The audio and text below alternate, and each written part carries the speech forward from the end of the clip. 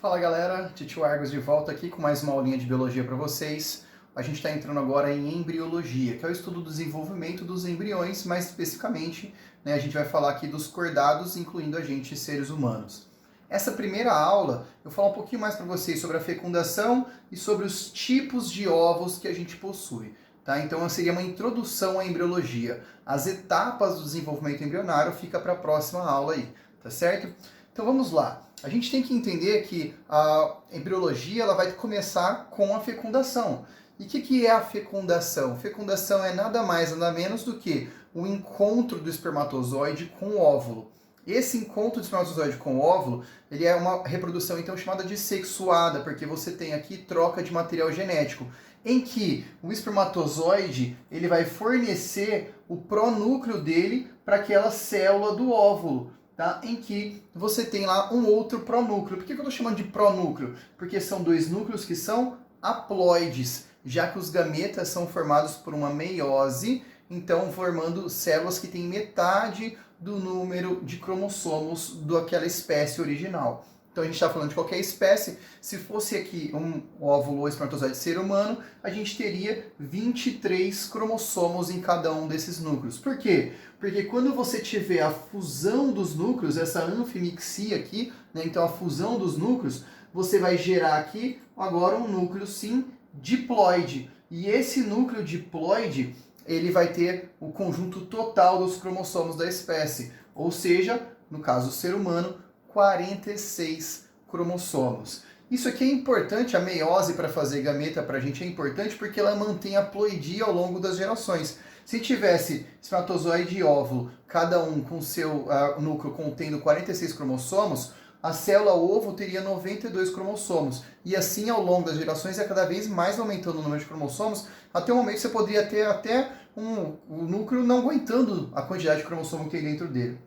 Então essa é a estratégia. E além disso, a reprodução sexuada, ela favorece aqui uma diversidade genética, gerando novas possibilidades que podem ser usadas aí como estratégia para sobrevivência, no caso da seleção natural, pensando em evolução, porque ela traz aqui uma característica genética de um pai e a característica genética de uma mãe. Vale lembrar que quando o espermatozoide ele vai fecundar o óvulo, apenas a parte anterior do espermatozoide é que entra no óvulo, apenas o núcleo, e que as mitocôndrias elas ficam localizadas na peça intermediária. Então, via de regra, as mitocôndrias presentes na célula ovo, que estou falando delas porque elas também trazem material genético, elas têm DNA próprio, as mitocôndrias presentes aqui na célula ovo ou no zigoto resultante dessa fecundação vão ser exclusivamente da mamãe. Então, quando você compara geneticamente um filho com os pais, ele vai ser do DNA nuclear 50% papai, 50% mamãe. E DNA mitocondrial 100% mamãe. Beleza, galera? Então tá. Então aqui só para mostrar um pouco com mais detalhe, para a gente falar de uma outra organela aqui, mais especificamente agora no espermatozoide. Ela fica na região anterior, onde está vermelhinho, e é chamada de acrossomo. O acrossomo é uma bolsa que contém enzimas digestivas. E esse acrossomo ele surge a partir da diferenciação do complexo de Golgi. Então, quando você for pensar uma das funções do complexo de Golgi, ou complexo golgiense, é a formação do acrossomo. Quando os espermatozoides eles chegam até o óvulo, mais certo agora falar o ovócito, porque a gente não teve a fecundação ainda, então eles fecundam o ovócito secundário, tá? Então você tem aqui o espermatozoide chegando e o ovócito secundário vai ter duas camadas, uma camada chamada corona radiata e essa camada mais interna é chamada zona pelúcida. E ela é uma camada que é para dificultar a entrada do espermatozoide mesmo. Por quê? Quando ele vai pressionando a ponta dele com o acrossomo, as enzimas que estão presentes no acrossomo vão começar a permitir a entrada dele até o cerne do ovócito. Quando ele tem a entrada garantida, aí sim o ovócito secundário sofre a última meiose, a meiose 2, formando o último corpúsculo polar lá e o óvulo de fato. E aí sim, então, a gente pode ter a fusão dos dois pronúcleos. O pronúcleo do papai, vindo do espermatozoide, e o pronúcleo da mamãe, aqui no óvulo, formando, então, o zigoto diploide. Perfeito, galera? Então, agora, para a gente diferenciar de fato, para a gente acabar essa história de fecundação, vale a gente olhar um pouquinho mais aqui aprofundado os gêmeos, o caso de gêmeos. A gente tem gêmeos que são chamados de univitelinos, ou também monozigóticos, ou gêmeos idênticos. Presta atenção nesse nome monozigótico, tá? Monozigótico é porque eles são fruto de apenas um zigoto, ou seja, uma fecundação. Você tem aqui a divisão celular sucessiva, duas massas de célula, formando dois indivíduos geneticamente idênticos, tá certo? Agora, nos gêmeos fraternos, bivitelinos ou dizigóticos, você vai ter duas fecundações independentes, tá? E então dois zigotos independentes, e formando dois seres, dois indivíduos geneticamente diferentes. Então, do ponto de vista genético, um gêmeo aqui fraterno, ele vai ter a mesma diferença para o seu irmão, em média, do que você teria para o seu próprio irmão, que não é gêmeo. A única diferença é que eles são gerados durante a mesma gestação. Já gêmeos que são idênticos, gêmeos monozigóticos, eles apresentam a mesma carga genética, eles são clones um do outro. E aí eu estava dando essa aula outro dia, um aluno me perguntou, mas Argos, então se minha mãe tiver uma irmã gêmea, quer dizer que essa tia minha, ela do ponto de vista genético, ela pode ser considerada minha mãe? Sim, do ponto de vista genético, essa tia sua, que for irmã gêmea idêntica da sua mãe, ela é também a sua mãe. Não tem como diferenciar geneticamente. Se você fizesse um teste de maternidade e paternidade aí, não teria como fazer essa diferenciação, tá bom? Bom, então vamos lá. Teve a fecundação, formou a célula ovo chamada zigoto.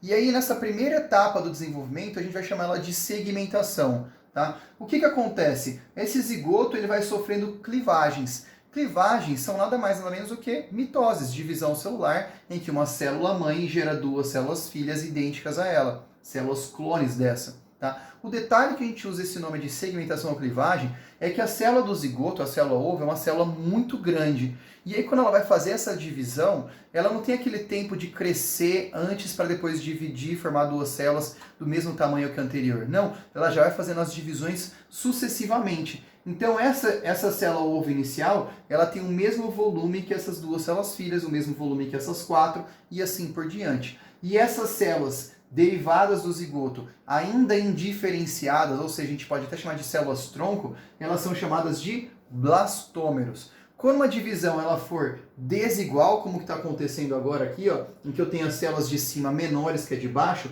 esses blastômeros podem ser chamados de micrômeros ou macrômeros, tá? Quando você tem a divisão desigual. Quando você tem a divisão igual, são apenas blastômeros, perfeito?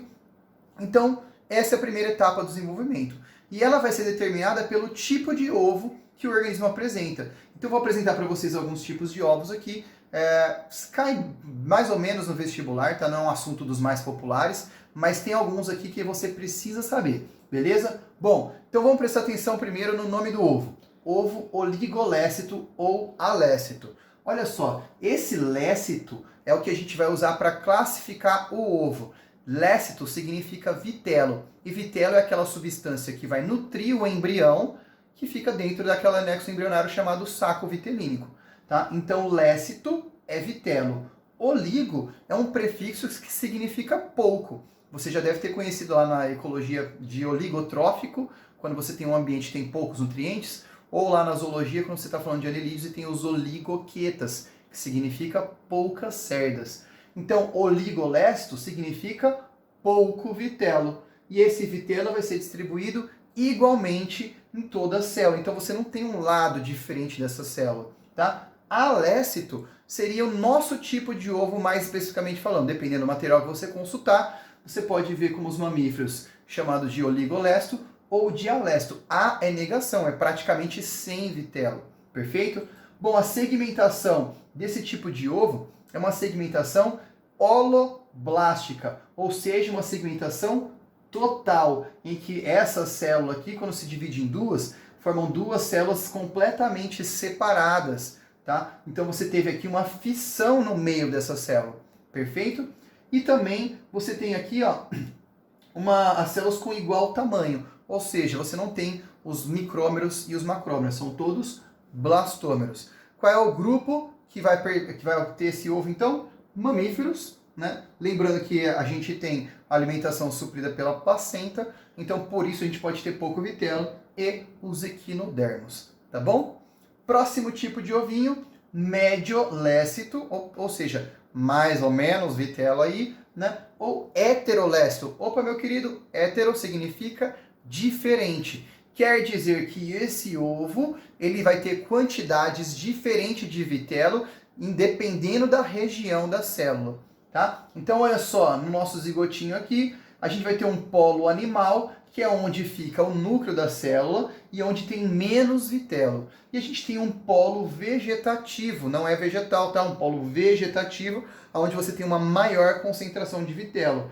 Então você tem aqui uma célula com mais vitelo, com bastante vitelo, tá? Sendo que esse vitelo fica concentrado no polo vegetativo, tá? E a segmentação dessa célula também vai ser holoblástica, ou seja, uma segmentação que é total, ela se divide totalmente, tá? Só que agora a divisão ela acontece de forma desigual, formando o que eu falei para vocês que eram os micrômeros e os macrômeros. Você diferencia os blastômeros aqui, tá? E esse grupo principal que vai acontecer esse tipo de divisão é o grupo dos anfíbios, tá? Lembra que os anfíbios, eles têm uma divisão, um desenvolvimento embrionário que é externo ao corpo da mãe, tá? Então, ele não vai ter uma nutrição materna, por isso ele precisa ter mais vitelo do que os mamíferos. Combinado? Bom, próxima célula ovo, e essa aqui é fundamental que você saiba que talvez seja a mais cobrada, tá? O ovo mega, ou seja, de muito, ou telolécito. Megalécito é muito vitelo. E telo vem lá, por exemplo, de telômero, telófase, significa final, tá? Isso quer dizer que esse vitelo, que é muito, muito mesmo, ele está num extremo do ovo, lá de novo no polo vegetativo, enquanto você tem no outro extremo, de novo, o polo animal, tá? Então ele tem muito vitelo concentrado lá no polo vegetativo. Aqui que tem o pulo do gato. A segmentação, ela não é mais holoblástica. É uma segmentação chamada de meroblástica, ou chamada de parcial também. Por quê? Porque tá vendo aqui, ó, meu querido? Ela vai ocorrer apenas na parte do polo animal. Então você tem aqui uma placa discoide, em que você vai ter as divisões celulares apenas nessa região. Por isso que a segmentação é chamada de discoidal. E esse tipo de ovo é o característico dos répteis e das aves principalmente. Toda vez que você pensar em ovo, réptil e ave, vai ser esse tipo de ovo aqui. Mais uma evidência que mostra a relação evolutiva entre as aves e os répteis, sendo que as aves são os grupos dos répteis lá, né, dentro dos dinossauros que sobreviveram. Tá? Mais uma evidência evolutiva de proximidade desses grupos. Bom, e por último, esse ovinho que é o mais diferentão de todos, por isso vai ser o mais fácil de lembrar, tá? Que é o centrolécito, ou seja, lécito é vitelo e centro quer dizer que o vitelo vai ficar na região central. Aí, Argos, mas eu estou vendo essa primeira célula aqui, eu tenho um núcleo no centro e o vitelo, que é o amarelo mais forte, ele está na região periférica. Calma lá, meu querido. O que acontece é que esse núcleo ele vai sofrer mitoses. Olha o que eu falei, o núcleo sofre mitoses. Então você vai ter a formação de vários núcleos sem divisão celular ainda. Aí depois esses núcleos vão migrar para a periferia, para a parte mais externa dessa célula. E aí agora sim o vitelo fica na parte interna. E só depois que os núcleos vieram para a parte mais externa é que você tem a segmentação do citoplasma. Então veja que o vitelo é muito concentrado e se concentra no centro da célula, tá? E a segmentação também é uma segmentação chamada de meroblástica, parcial, porque não é todo o ovo que é segmentado, né? Só na região do núcleo ali. Só que é uma segmentação agora superficial e é o ovo característico dos artrópodes. Beleza, meus queridos? Então por hoje é só e a gente se vê na próxima aula de embriologia.